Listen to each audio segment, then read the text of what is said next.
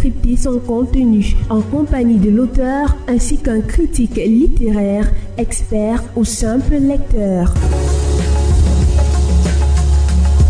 Le point littéraire, c'est avec plusieurs rubriques qui passent en revue l'histoire de la littérature et les classiques littéraires. Le point littéraire, c'est à suivre tous les mardis 21h, 22h. Une émission préparée et présentée par Jean-Jacques Foucault. Le point littéraire, Jean-Jacques Foucault. Le point littéraire, la première de couverture. La première de couverture.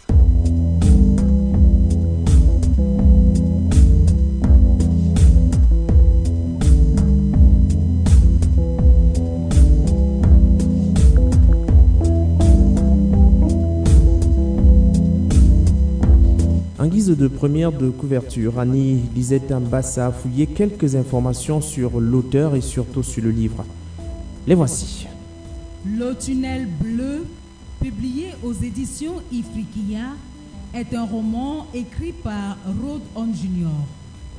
La teneur des thèmes et la simplicité de l'écriture tiennent en haleine le lecteur de la première à la dernière page. À la première des couvertures, l'on peut bien observer une espèce de tunnel avec au bout de celui-ci une issue de couleur bleue. À l'entrée, deux personnes, un homme et une femme, sont assis à même le sol, dos contre dos. Le tunnel bleu, qui est un roman réédité, est un mélodrame acéré, inspiré d'une histoire tragique et vraie.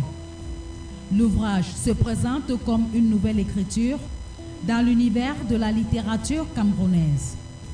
Le tunnel bleu est le troisième livre de Rod On Jr.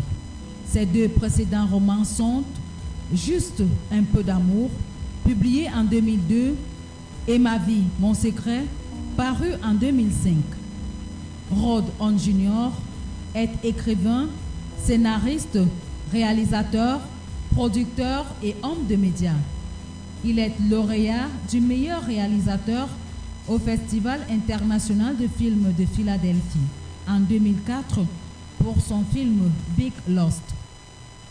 Rod On Jr. vit à Los Angeles dans l'État de Californie aux États-Unis d'Amérique.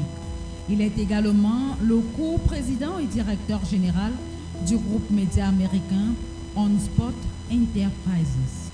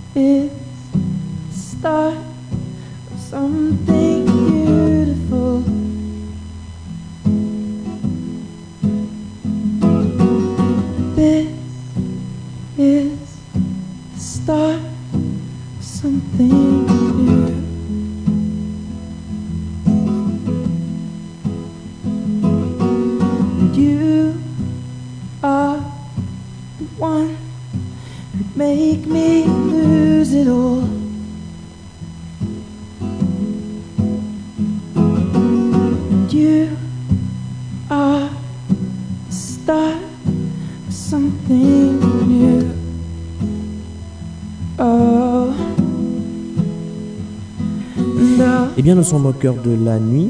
C'est le point littéraire sur la radio. On l'a dit aujourd'hui, on va aborder le livre qui fait suffisamment parler depuis quelques jours maintenant. Pourquoi pas moi? Parce que ce livre arrive tout de même comme étant, qui sait peut-être un best-seller dans quelques jours. Il y a le tunnel bleu. Le tunnel bleu, on en parle. Les radios et télés annoncent la présentation du livre. Je vous rassure, on avait pour intention de recevoir ce soir l'auteur en personne, Rod On Jr., bien évidemment, qui devait venir nous expliquer de quoi il a retour. Mais il se trouve qu'il est encore en chemin et puis nous avons ici sur le plateau, il va se présenter et c'est avec lui que nous allons passer bien évidemment cet entretien pour savoir ce qui se cache autour du livre qui semble faire le buzz, pour le dire ainsi. Bonsoir, cher monsieur. Eh bien, bonsoir à tous les auditeurs de Royal FM. Merci de m'accueillir ici dans votre agréable studio, plein de couleurs et tout. C'est charmant. Première impression, c'est un studio qui ne s'éloigne pas véritablement de ce qu'on a l'habitude de voir, peut-être pas ailleurs. Oui, à ce que je constate déjà, c'est une radiovision. Oui, radiovision. C'est une innovation déjà aussi, parce qu'il faut dire qu'on est dans une ère où il faut s'adapter, il faut véritablement innover.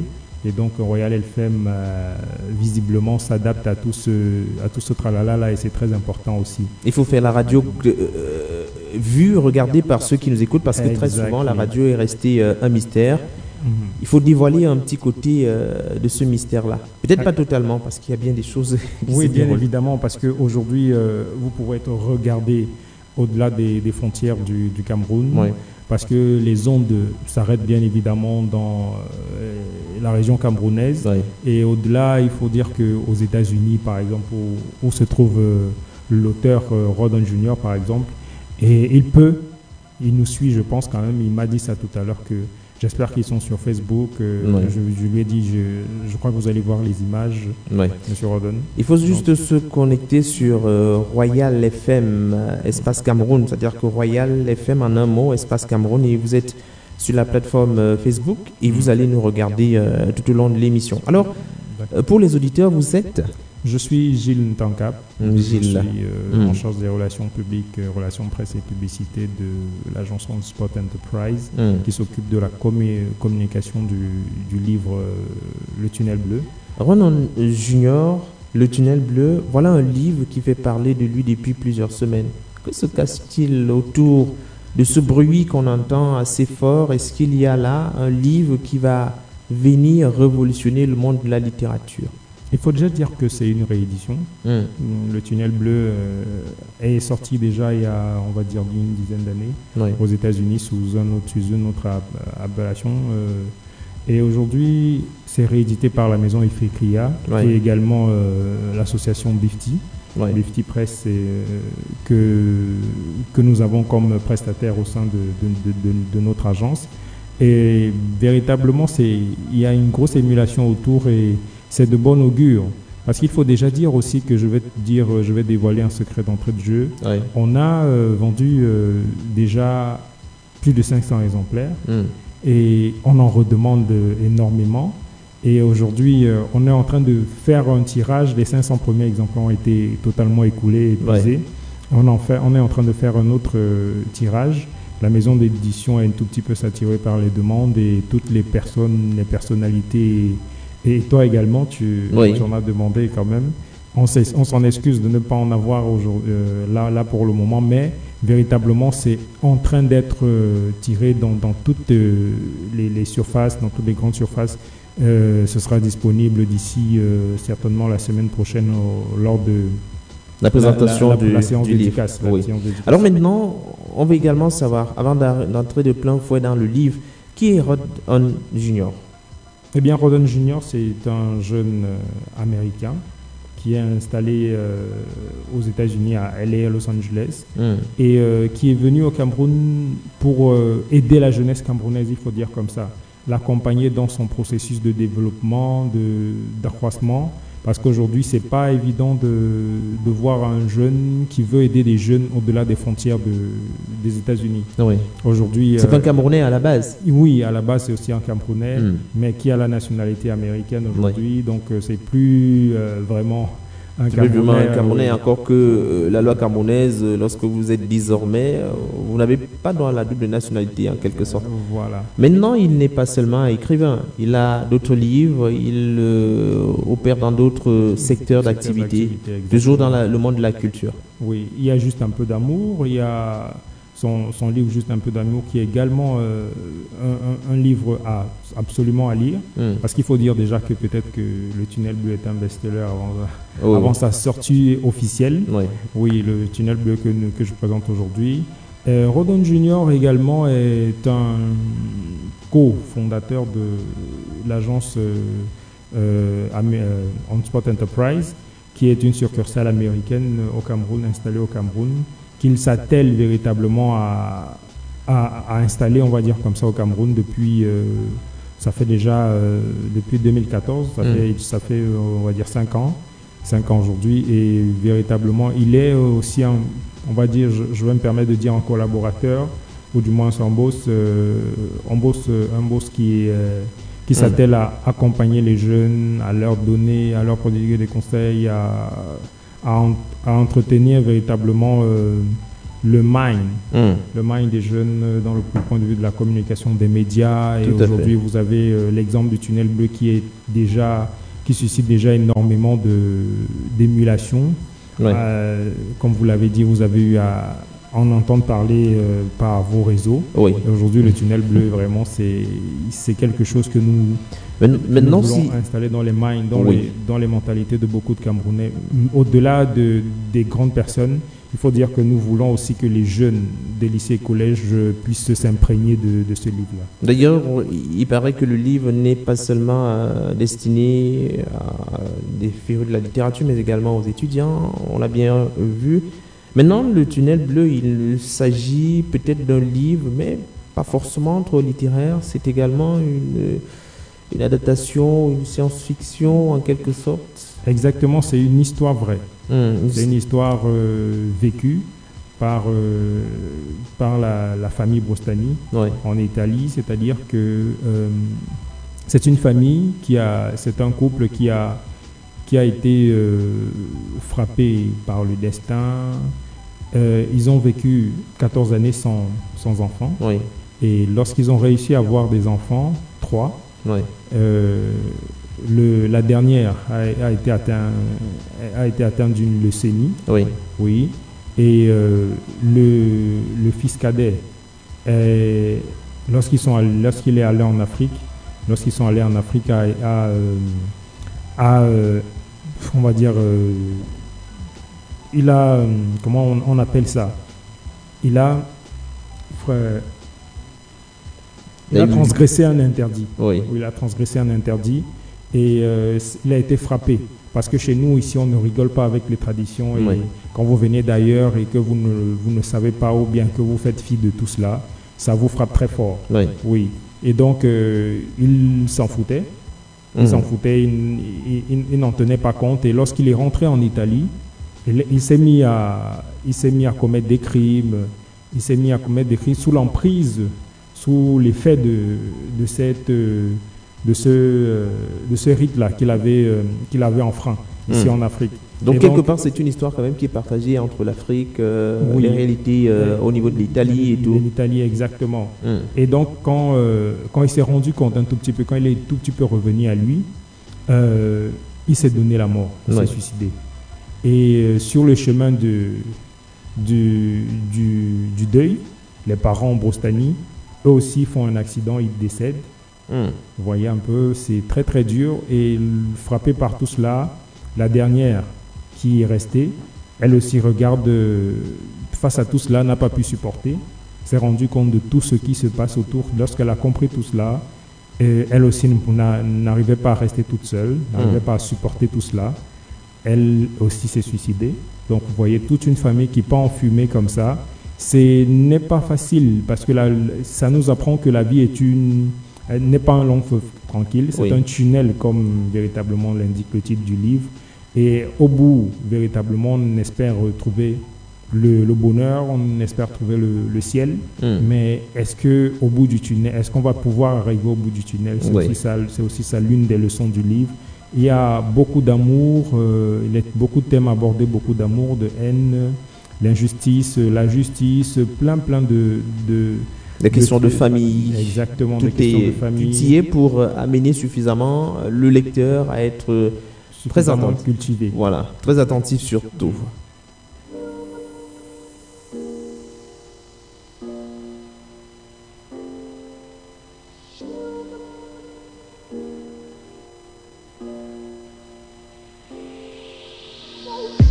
I'm on a last straw. I'm broken.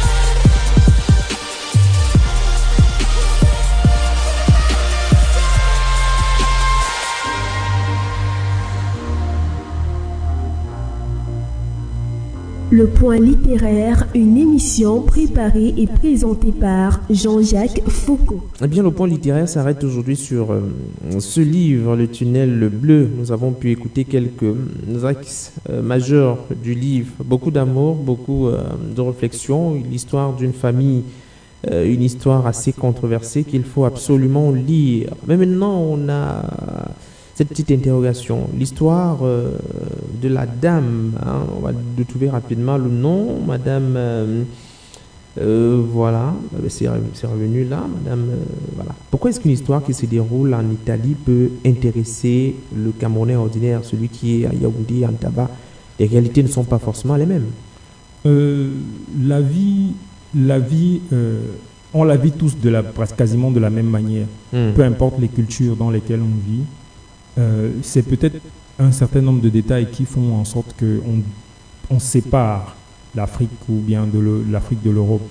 Mais véritablement, il y a une ossature de la vie qui fait en sorte que si vous vous blessez par exemple au quartier, quelqu'un peut par exemple se blesser pareil en Europe.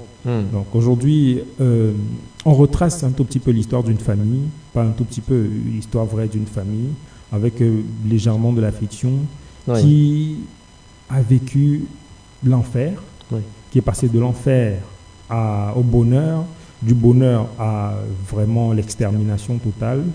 Et aujourd'hui, vous voyez qu'il y a des familles qui vivent ça. On a des histoires assez bizarres, on a des histoires qui font froid dans le dos, parce que là on a quasiment une histoire assez rocambolesque.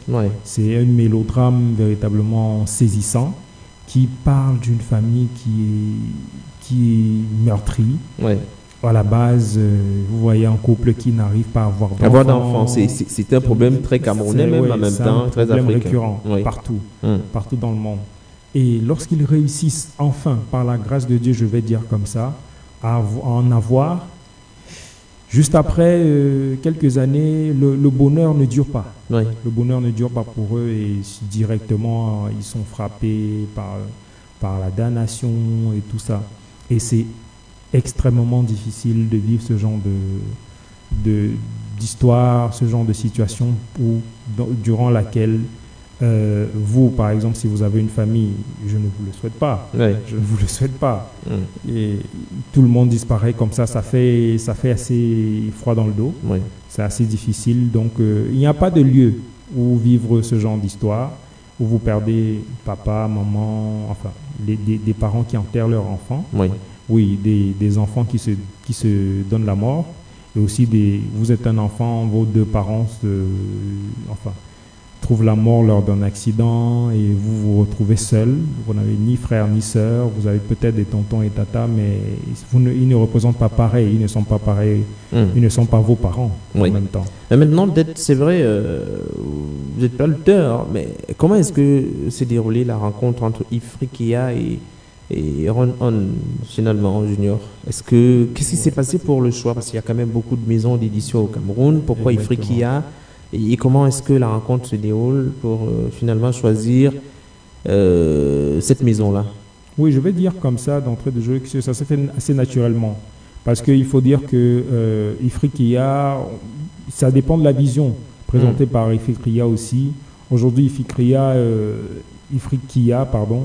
est une maison d'édition qui a véritablement quasiment la même vision que l'auteur et véritablement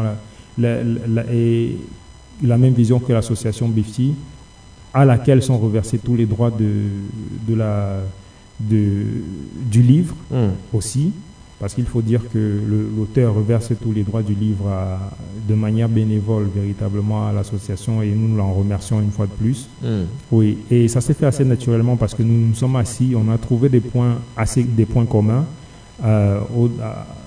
à l'association BIFTI et l'éditeur Ifriqiya.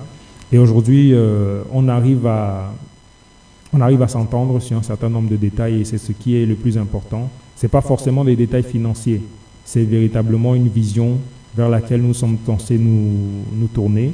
Nous convergeons ensemble pour que chaque Camerounais, les jeunes élèves des lycées et collèges par exemple, puissent un jour tenir le livre Le Tunnel bleu en main et au-delà de l'histoire, qu'il puisse en tirer des leçons, parce que c'est étoffé de riches leçons de vie, le livre Le Tunnel Bleu.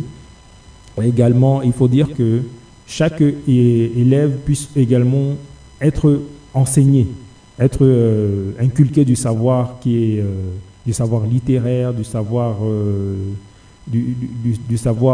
en termes de leçons de vie, comme je le disais déjà, contenu dans le livre. C'est aussi ça le plus important. Est-ce qu'aujourd'hui, peut-être après le livre, il est question de migrer vers un film, un documentaire, une adaptation cinématographique? Parce que généralement, on a toujours tendance à le faire, même si parfois l'auteur, qui est en même temps réalisateur, n'aime pas reproduire souvent ses propres écrits ou ses textes à lui. Une indiscrétion, vous faites bien de le dire, parce qu'on en parlait un tout petit peu, mais rien n'est calé dans ce sens-là. Oui, on y a pensé déjà, mais rien n'est véritablement calé dans ce sens-là. On en rigolait déjà la semaine dernière. Mais pour le moment, on est concentré sur la sortie, sur la promo du livre, on va dire comme ça, sur le fait que tous les Camerounais, les jeunes Camerounais devraient en tirer des leçons par rapport à ce livre-là déjà, devraient l'avoir entre leurs mains, parce qu'on pense à faire déjà des prix préférentiels pour le livre par rapport aux jeunes des lycées au collège. Aujourd'hui, pensez au livre, pensez à un film. Oui. Pour le livre, ce sera peut-être plus tard, mais pour le moment, on pense déjà, on pense encore à le répandre dans tout le Cameroun. Il faut d'abord faire connaître l'histoire, et peut-être si l'histoire intéresse, on va penser à l'adapter en quelque sorte. Je vous propose de marquer notre arrêt, mais cette fois-ci c'est pour prendre un très connu de la littérature. J'imagine bien que vous, peut-être au lycée, au collège, vous avez eu des auteurs qui vous ont marqué, des livres qui vous ont intéressé en particulier. Vous allez nous donner quelques noms peut-être tout à l'heure après ceci. Le point littéraire, les classiques littéraires. Les classiques littéraires. Hassan Salissou a fait le travail pour nous. Voici un très connu de la littérature. Le ventre est le titre de l'œuvre de l'auteur Tikaya Outamsi qui retient notre attention ce mardi. Paru pour la première fois en 1964, où l'Afrique venait à peine de conquérir son indépendance. Mais face aux jeux obscurs des forces impérialistes provoquant dans nombre de pays africains, singulièrement au Congo des antagonismes politiques, des querelles intestines et des luttes tribales, il était devenu difficile à quiconque s'est trouvé mêlé au drame du peuple noir de garder le silence. Le ventre fut alors un cri de douleur et un chant de deuil. La figure de Patrice Lumumba, martyr de l'indépendance congolaise, qui sert de toile de fond au recueil, conférait à la parole du poète une dimension tragique. La réédition, fin des années 70, par présence africaine de Le Ventre, enrichie des deux poèmes inédits, La Conga de Mitin et La mise à mort, réunis sous le titre Le pain ou la cendre, s'imposait donc. Aujourd'hui, plus de 10 ans après la disparition du poète, on verra que le cri de Tikaya Outamsi n'a rien perdu de sa force et que sa parole dense et toujours exigeante se veut le lieu de rencontre de l'homme avec sa terre, l'espace toujours renouvelé d'une quête passionnée de sa propre identité. Il faut dire que Gérald Félix Tikaya signe son premier roman-poème à l'âge de 17 ans. C'est un rythme adressé au Rassemblement démocratique africain RDA de Félix Houphouët-Boigny, dans lequel il exhorte la Côte d'Ivoire à lutter contre le pouvoir colonial. Député du Moyen-Congo et du Gabon à l'Assemblée nationale, son père le fait lire à un collègue martiniquais, un certain Aimé Césaire, accessoirement pilier de la négritude. Verdict: votre fils est poète, et comment? La tradition critique veut que l'on assimile Tikaya Outamsi, nom de plume adopté par l'auteur à la fin des années 1950, signifiant petite feuille qui parle pour son pays, à rien moins qu'un Rimbaud noir. D'un point de vue biographique, la comparaison se justifie déjà par la précocité de deux écrivains, même si Arthur l'emporte à ce jeu-là. Aussi, le poète congolais, arrivé à Paris dans les valises de son père, après la Seconde Guerre mondiale, partage avec l'enfant de Charleville une même aversion pour l'école. Handicapé d'une jambe, le petit Tikaya essuie des moqueries de ses camarades dans la cour de récré où sa solitude forcée lui vaut d'être surnommé le poète.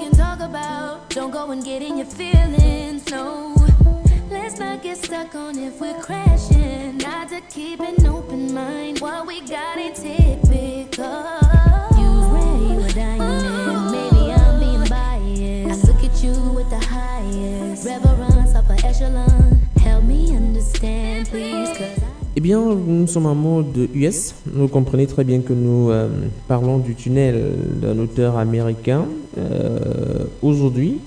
Et puis, il faut dire que le livre sera présenté, on l'a dit, le 28 février prochain. Il sera question de rencontrer peut-être l'auteur et surtout d'avoir encore davantage de bribes d'informations sur le contenu de son ouvrage qui est sur 286 pages reparties donc d'abord en prologue, 10 chapitres et un épilogue. 10 chapitres, ça peut quand même décourager. La lecture, c'est pas le propre de tout le monde. Alors, le volume peut-être. Ouais, vu à quel point il est intéressant le livre, donc je pense que les lecteurs vont en redemander encore. Ouais. En attendant que ce livre soit un classique littéraire ou alors un best-seller, maintenant, vous, forcément, à votre niveau, vous avez eu au-delà de ce livre-là à lire d'autres ouvrages et d'autres auteurs qui vous ont marqué. Au lycée, peut-être plus tard à l'université, qui sait. Oui, il faut dire, à peu près comme tout le monde, hein. J'ai lu Black Boy de Richard Wright. Ouais. Oui, c'est un ami François Choyi, qui est aux États-Unis aujourd'hui d'ailleurs, oui, qui me l'a donné. Ça c'était en 2006 déjà. C'était en 2006. Et il y a également la photographie. J'oublie le nom de l'auteur parce que je crois que vous connaissez de quoi parle Black Boy. Oui. C'est l'histoire d'un jeune homme qui a des péripéties incroyables dans sa vie, qui réussit quand même à s'en sortir et devenir un homme, un vrai. Et la photographie, c'est l'histoire d'amour entre une jeune Française et un jeune homme, et un jeune Algérien, un Maghrébin, qui est engagé dans la guerre avec le Front de libération de l'Algérie nationale, Front de libération nationale à l'époque. Et finalement, comme toutes les histoires, ils finissent par se marier, ils finissent par se retrouver après avoir été séparés pendant des années, pendant longtemps. Donc ça, c'est véritablement les quelques livres qui m'ont véritablement marqué. Oui. Est-ce qu'on peut dire du livre Tunnel Bleu qu'il est un livre triste? C'est une femme d'abord qui a du mal à avoir un enfant, plus tard qui commence à... Est-ce que c'est pas un livre de tristesse? Pourquoi finalement il devrait motiver le lecteur à le lire? Et il faut s'attendre à plus de pleurs qu'à un sourire ou à partager un rire. Il n'y a pas vraiment d'humour à l'intérieur, beaucoup de tristesse. Il il y a de la tristesse, mais il y a aussi également énormément de moments de réjouissance. Oui. Parce qu'il faut dire qu'il y a la rencontre déjà entre le mari et sa femme. Une belle histoire Rebecca, d'amour comme les gens aiment bien. Exactement, à l'eau de rose. Il y a également Rebecca Testu qui rencontre son mari Giovanni Brostani. Ouais. Et plus tard, il coule le parfait amour. Et ne s'attendant pas à ce que des médecins spécialistes d'infertilité leur disent que non, en fait, vous ne pouvez pas procréer. Ouais. Et quelques années, même si c'est difficile pour la famille de l'homme, la famille italienne qui est très portée sur la famille. Vous savez que les Italiens sont un peu comme nous, les Africains. Oui. Ils sont très portés famille. Donc, et plus tard, vous voyez, elle est acceptée et elle finit par enfanter. Comme ça, par la magie de la vie. Vous voyez, elle arrive à en faire trois enfants. Et après ça, vous voyez la vie de famille. Il y a l'amour, il y a la tendresse, il y a tout ce qui va avec, c'est-à-dire que vous avez la chance de pouvoir élever vos enfants, vous avez la chance de pouvoir vivre tout ce qui est de beau, tout ce qu'il y a de beau et qui est beau en tout cas, voilà une famille. Voilà qui nous rassure. Et après, un tout petit peu, il y a ce que vous savez. Voilà ce qui nous rassure en fait. Et ce n'est pas ça c'est pas seulement ça qu'il faut retenir, parce que ce sont les leçons qu'il y a derrière. Oui. Ce sont les leçons qu'il y a derrière. Même dans ces péripéties assez émouvantes, il y a du positif à retenir. Il y a beaucoup de positif à retenir là derrière. Peut-être beaucoup d'espoir à partager. Celles qui jusqu'à présent peinent à avoir un enfant. Un enfant par exemple. Oui, de l'espoir également. Oui, de l'espoir également pour tous ceux qui pensent que parfois il y a des situations dans lesquelles on ne peut pas se sortir. Oui. Et donc le livre peut amener les uns et les autres à avoir davantage du courage pour affronter les réalités de la vie. Parce que si déjà dans le livre, on a bien l'impression que cette famille a affronté des réalités qu'on pensait être insurmontables, donc tout le monde peut donc s'en sortir. Voilà un livre peut-être qui peut paraître très intéressant en même temps. Mais on a quand même aussi, c'est vrai que tout à l'heure je vous ai posé la question, les réalités de l'Italie et les réalités du Cameroun ne sont pas forcément les mêmes. Le public camerounais sera-t-il réceptif? Il y a déjà certes des premières critiques, parce qu'on a vu quand même dans le dossier, il y a des premières critiques de journalistes camerounais qui préméditent en quelque sorte un lendemain meilleur, ou alors une belle réception par le lecteur. Oui, on a eu quelques journalistes déjà qui ont acclamé le livre, on va dire comme ça, la critique. Et avant cela, aux États-Unis, il faut dire également que ça a été véritablement une belle rencontre entre les journalistes et le livre, parce que la critique a véritablement encensé le livre aux États-Unis. On a le Washington Post, Baltimore Post également, Baltimore Sun également. Il y a plein d'autres médias, les revues de presse qui ont plébiscité le livre, le livre Le Tunnel Bleu, qui est aujourd'hui véritablement un livre que tout le monde devrait avoir à son chevet. Vous avez dit autre chose d'intéressant en off, c'est que le livre, ce n'est pas pour se faire de l'argent.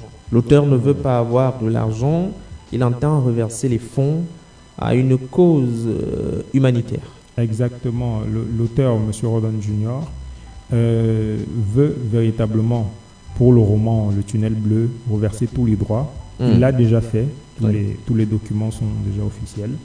Il a reversé tous les droits. Il ne va percevoir rien du tout. Rien du tout. Tous les droits à l'association BIFTI, c'est-à-dire BIFTI qui veut dire Be Involved for the Youth, engageons-nous pour la jeunesse.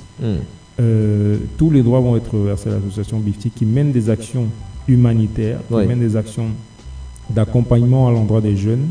Donc nous menons des actions en tant qu'association BIFTI aussi sur le terrain pour accompagner les jeunes des lycées et collèges à travers des concours, à travers des séminaires, à travers des causeries éducatives, à travers des sessions de formation en écriture journalistique chaque jour. Et nous faisons des dons dans des orphelinats, dans des associations pour venir en aide à ces jeunes-là dans le besoin, à les accompagner aussi pour qu'ils puissent aussi se réjouir, pour qu'ils puissent aussi trouver le sourire, parce que nous aussi, nous arrivons à le faire déjà depuis quelques années, et c'est le plus important de voir les autres heureux. Il y a eu plusieurs campagnes, parmi lesquelles celle qui visait à amener les jeunes à arrêter la consommation des drogues. Exactement. D'après certaines informations, il paraît quand même qu'il y a eu certains jeunes qui ont arrêté à force d'écouter les messages au quotidien, faisant état de ce que la drogue n'est pas bien pour la santé et qu'elle conduit à la dépendance et finalement détruit le corps, l'organisme et même le psychique de la personne qui consomme. Voilà. Donc, en quelque sorte, il s'agit de donner un coup de pouce. C'est vrai qu'on est sorti de la fête de la jeunesse il y a quelques temps, mais on est quand même encore dans le mois de la jeunesse, il faut le dire. Donc, il est question d'apporter, à travers le dit ouvrage, davantage de soutien à ces jeunes-là. Oui. Il faut dire que déjà les différents thèmes portés par l'association BIFTI, par exemple en 2017, c'était jeunes face aux défis du développement agricole, donc à emmener les jeunes à se retourner vers l'agriculture, tout ce qui est agriculture pour pouvoir subvenir à leurs besoins au quotidien. Et certains jeunes ont été accompagnés. En 2018, on a eu comme thème non aux drogues, oui à l'éducation. Oui, Just Say No to Drug, Yes to Education. Donc c'était en 2018 et une grosse campagne a été organisée dans ce sens-là avec des séminaires, des causeries éducatives, concours national d'art visuel, et ça c'est pour l'association BIFTI. Cette année 2019, nous avons pour thème jeunes filles face aux violences. Donc, l'auteur Rodon Junior accompagne l'association BIFTI dans ce sens-là, veut accompagner l'association BIFTI, il veut donner sa contribution pour que le maximum de jeunes quittent déjà le secteur de la drogue, s'éloignent de cette drogue-là, et les jeunes filles qui souffrent également puissent bénéficier d'une aide, d'un accompagnement, et aussi puissent trouver le sourire d'une certaine manière en étant accompagné. Tout à fait. Accompagné par les aînés. Il paraît que le livre est écrit en un langage plutôt simple, clair. Il n'a pas besoin de dictionnaire lorsqu'on fait la lecture. Oui, c'est fait à dessein justement. C'est fait à dessein parce que on avait comme cible. L'auteur avait comme cible également les jeunes des lycées et collèges, comme je le disais tantôt. Et ces jeunes-là n'ont pas besoin d'aller tout le temps dans le dictionnaire pour lire, parce que c'est un livre qui s'adresse au grand public, à tout public. Oui, même si vous avez 10 ans, vous pouvez aussi parcourir le livre, apprendre quelque chose de nouveau, une histoire qui peut vous captiver, parce que c'est une histoire totalement captivante, comme vous pouvez le constater. Tout à fait. Oui. Également, s'adresser au maximum des tranches de la société, parce qu'on a des personnes qui ne sont pas forcément très, très lettrées. Oui. Donc, sans vouloir offenser qui que ce soit.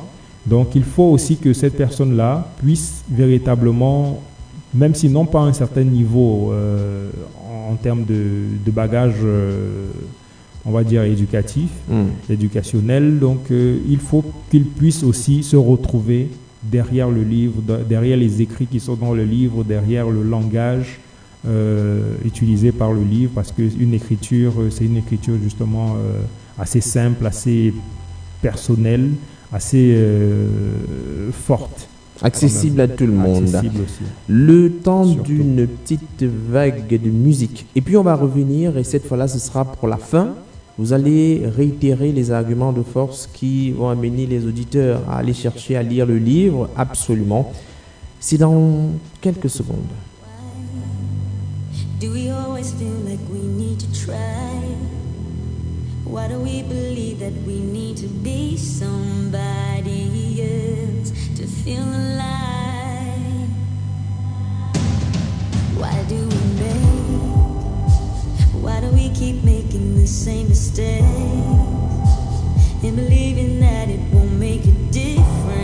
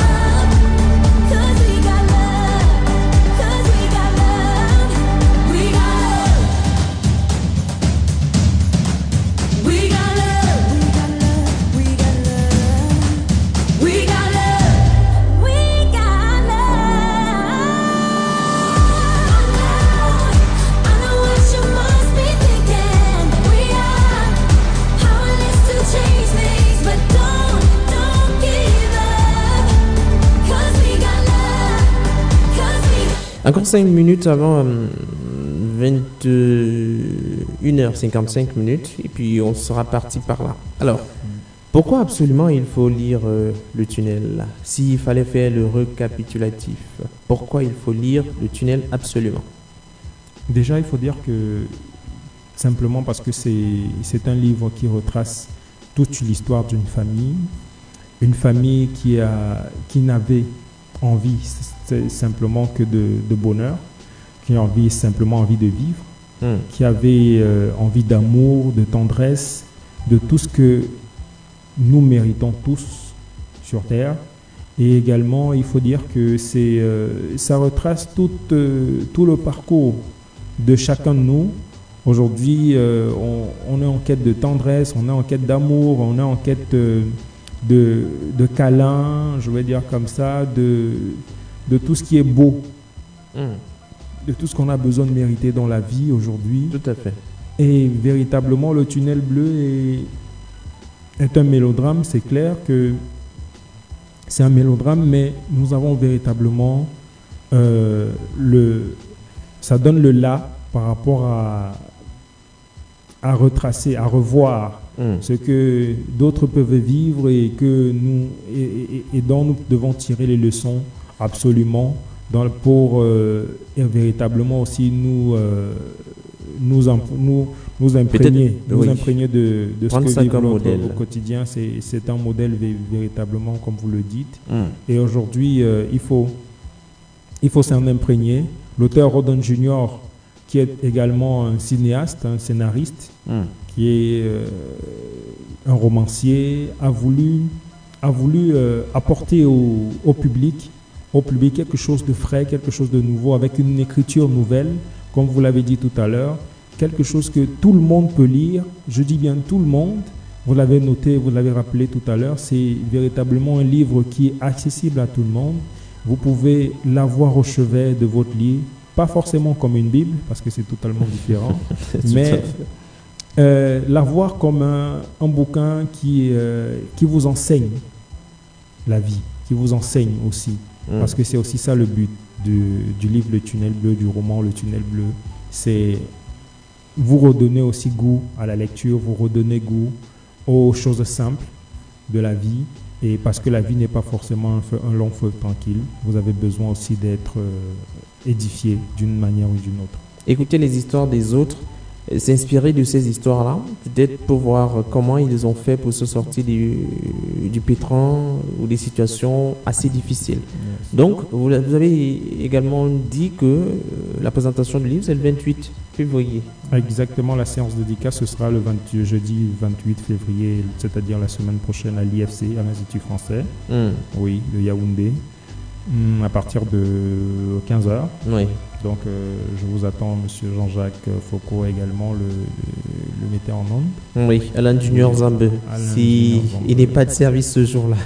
Oui, ce sera à 15h. Je pense quand même qu'entre 15h et 21h, il a 1 heure d'espace, un espace d'1 heure pour pour pouvoir venir vivre avec nous véritablement les mots de l'auteur. Le livre présenté par l'auteur est dédicacé par les mains de l'auteur. J'invite également les auditeurs à nous rejoindre certainement ce jour-là, pour que nous puissions ensemble écouter et partager quelques mots avec l'auteur, M. Rodon Junior, qui est en ce moment aux États-Unis d'Amérique et qui va revenir uniquement pour voir les auditeurs qui seront là. Exactement. Et qui pourront échanger et discuter sur les motivations de ce dernier à écrire ce livre de 200 et quelque chose de pages quand même. Exactement, les auditeurs et les lecteurs. Oui, surtout les lecteurs. Oui. Parce qu'on espère que les auditeurs sont lecteurs aussi. Bien sûr. Ou les lecteurs en devenir. Merci en tout cas d'être passé à la radio, nous parler de ce livre qui fait beaucoup de bruit au niveau de la presse, au niveau des réseaux sociaux. Tout le monde en parle et puis on voulait bien savoir ce qu'il en retourne exactement. Merci de nous avoir apporté des éléments de compréhension du livre Le Tunnel Bleu de Rodon Junior. C'est moi. Je vous remercie. Merci infiniment.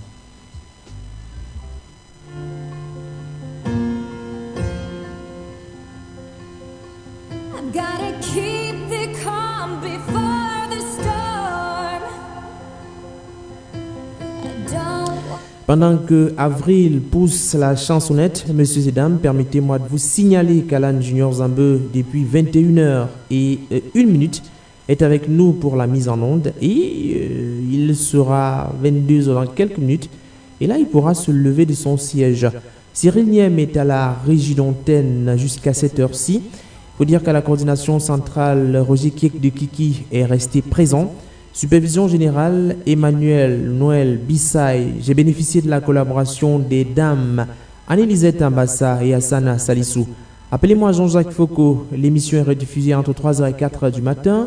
Mais n'oubliez pas que vous pouvez regarder ou re-regarder l'émission sur Facebook en tapant simplement Royal FM Espace Cameroun. Bonne nuit à vous. On dit à mardi prochain pour le direct.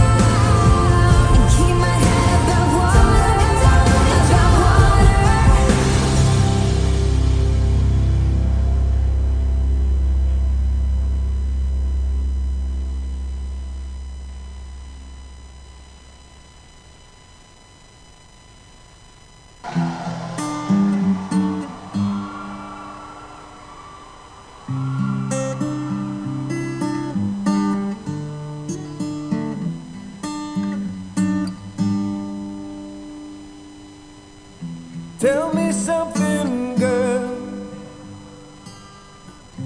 Are you happy in this modern